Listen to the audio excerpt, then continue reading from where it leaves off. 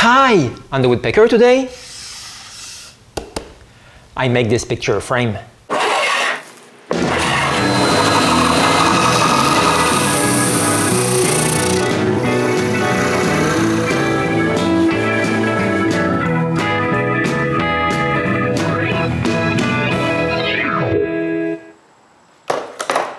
The day I got this clock and was asked if I can make it look better, I thought it was a joke. But it wasn't. So I've designed this. A nice walnut frame with my logo at the bottom. It was accepted without any changes. But before starting to cut this, I need to surface this piece of walnut I have on hand in the shop.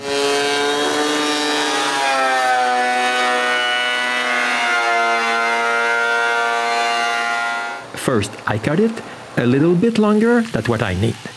Next, I rip several strips to the width of the frame.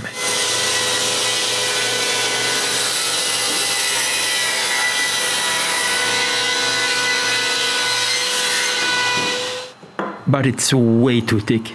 I trace the thickness I need.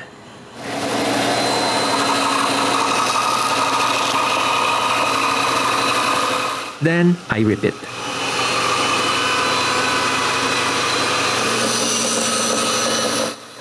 When I'm done, I have a small hiccup. Some boards ended up looking like bananas. I can't use it for the frame. So I went to the sawmill, bought more walnut, and cut 2 more pieces. Now that I have all the boards I need, I resurface them again. This way, I'm sure they're straight.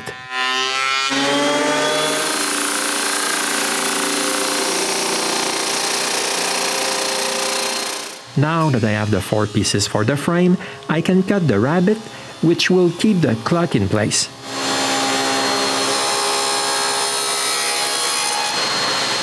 Okay, the rabbits are done, but I also want an angle cut right here. I begin by tilting the saw blade at exactly 10 degrees. So if I need to tilt the blade again, I know I'll be at the right place. Then I rip all the pieces.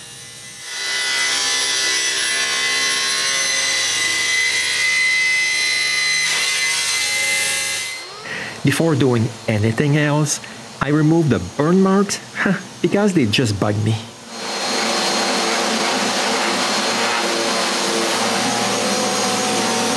When I'm happy, I can do the first 45-degree cut.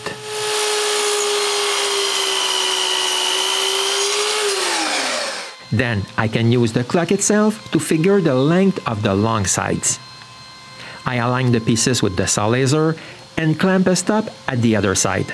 This way, I'm able to cut both long pieces to the same length.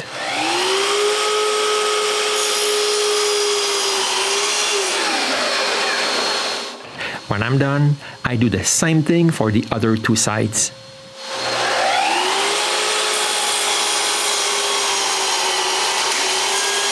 Now I'm ready to glue them. First, I mark where I want the first mortise to be. Drill a hole in both pieces, assemble them together, and mark the second mortise. Now, with these 2 mortises, I can glue the first corner. Yes, I'm going to glue only 2 corners for now. This way, it will be easier to assemble the whole frame later on. So after clamping the short side on my workbench, I place the long one perfectly with the other. With dominoes, all this stays together nicely. After wiping the excess glue, I can do the exact same thing for the other corner. The next morning, I have those 2 glued pieces. I just need to mark the mortises and cut them.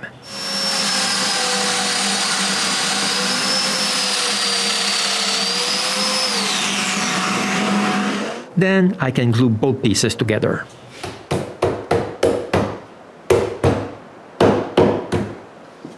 Gluing this in 2 parts makes it easier. I don't have to struggle to keep all the 4 corners closed at once. So after clamping this, I can wipe the excess glue and leave that aside. While the glue is drying, I can glue two panels, one for the support and one for the base. I guess you noticed that because I'm gluing walnut, I'm using dark glue. This helps to hide the glue joint on dark wood.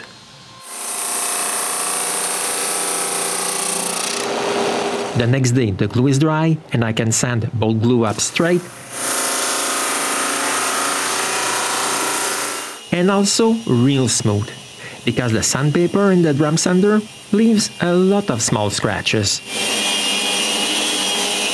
And while I'm sanding this, I'm cutting a full-scale pattern of my logo oval, which I'll glue on the frame later on. When the CNC is done, well, it's not really done. I haven't cut the masonite right through. I finished the job with the scroll saw.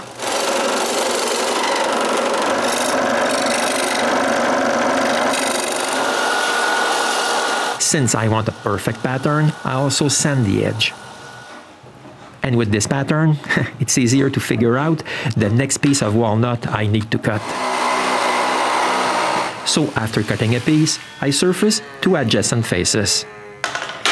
Next, I mark the height that I really need and trace a straight line. I use the bandsaw to remove the waste.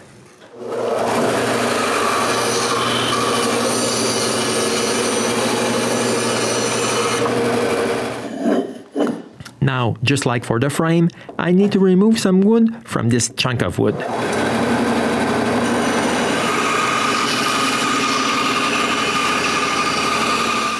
Okay, any excuse is good to show off my new bandsaw.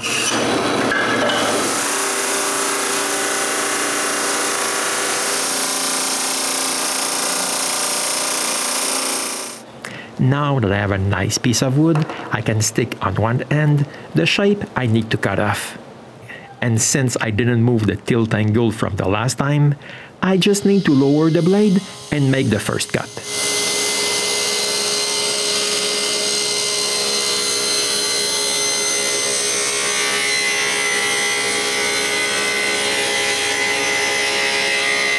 Now that the angle cut is done, I need to put the blade straight and do the second cut.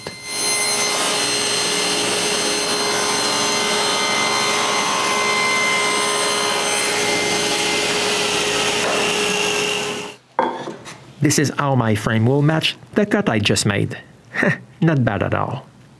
But this piece is far from being square.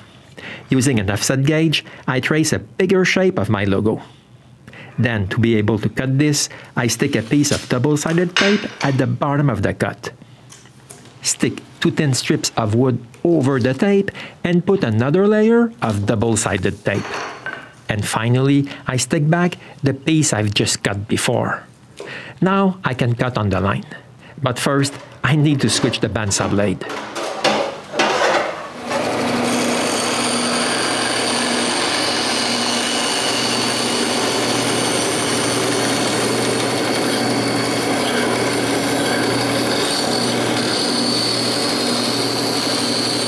When I'm done, I finish the job with the sander.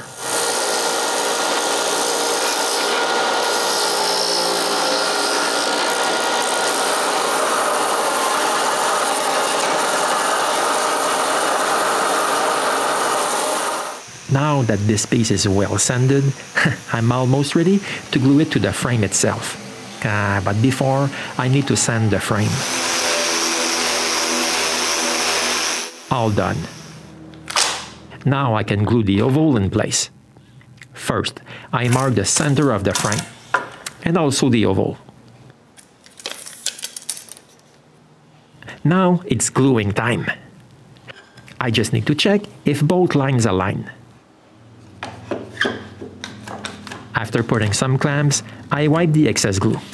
I don't usually use water to wipe off glue, but I really want to remove the excess glue pretty quickly. While the glue dries, I can start to work on the vertical support. First, I mark the center of the small half circle. When it's done, I remove some wood.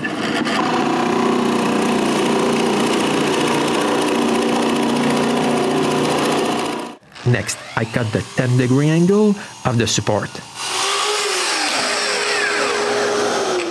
Now I can stick my pattern on the wood and make the last half circle cut.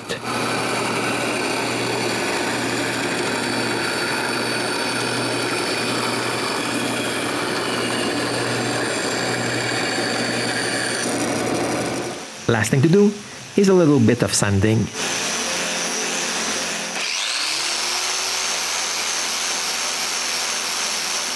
Now I can work on the base. So after cutting my thin glue up square, I also cut a decorative 10-degree cut all around its edges. All done.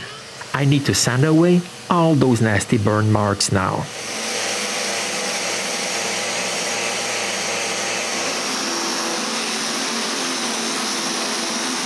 And since the glue of my oval is dry, I can finish the sanding of the frame. I also need to drill some hole in the support. I make sure the support is square with the drill bit and drill 2 holes on each side.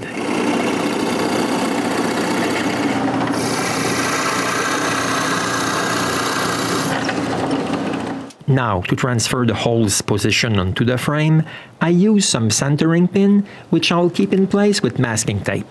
I make sure it's straight and apply a bit of pressure.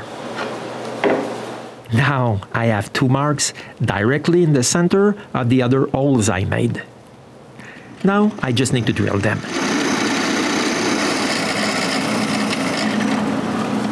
To fix the support to the frame and base, I'm going to use dowels. But my dowels are just a bit too big. After cutting them, I can try the support on the frame. Perfect. I need to do the same thing with the base.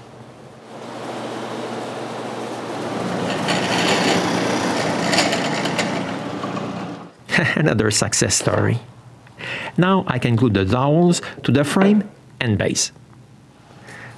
But it's only when the glue is dry that I realize that I forgot to carve the date under the base. But the dowels are in the way, so I make a frame to keep the base off the CNC table, and now I can carve the date. After a small sanding, I can try all the pieces together.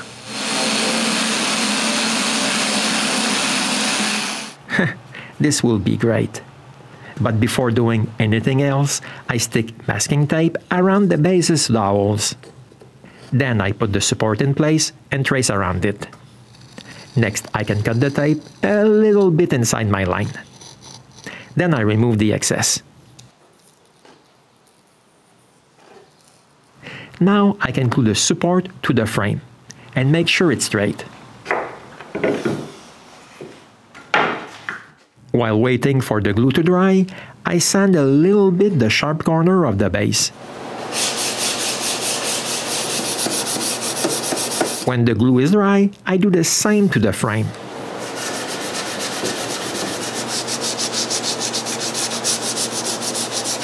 Now I'm ready for the finish. First, I clean all the wood with mineral spirits. Then I can wipe the first coat of finish. For this project, I use Danish oil, tinted with walnut color. I like to use walnut stain on walnut because if the wood changes color, the stain will keep it dark. But the nice thing is that it doesn't show up when I apply it on the wood. When I'm done with the base and frame, I also wipe a coat of clear Danish oil on my logo. But on this, I need to use Q-tips to reach all the nooks and crannies of the letters. The next morning, the finish is dry, but it's only then that I realize that I forgot to mask the logo on the frame. I have to remove all the finish there.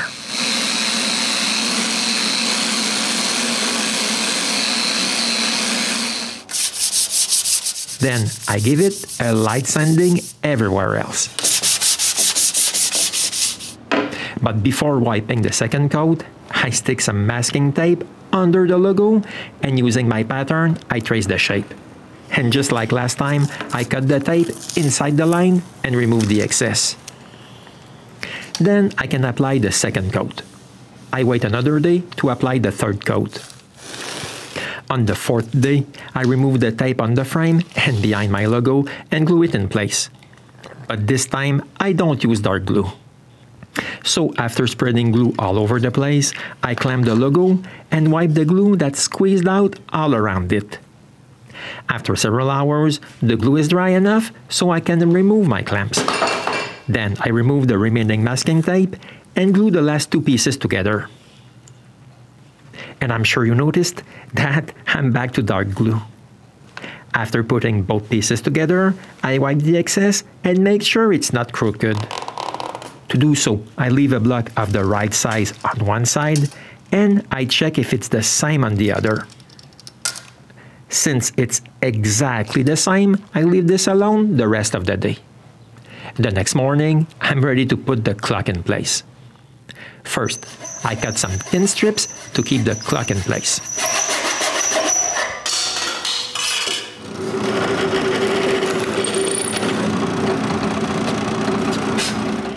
After drilling some holes, I can punch the placement of the screws.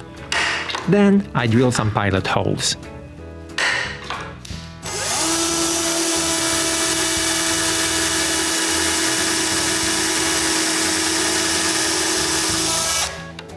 Since I want to use brass screws, I begin by making some thread with a metal screw. And now I'm ready for the final installation.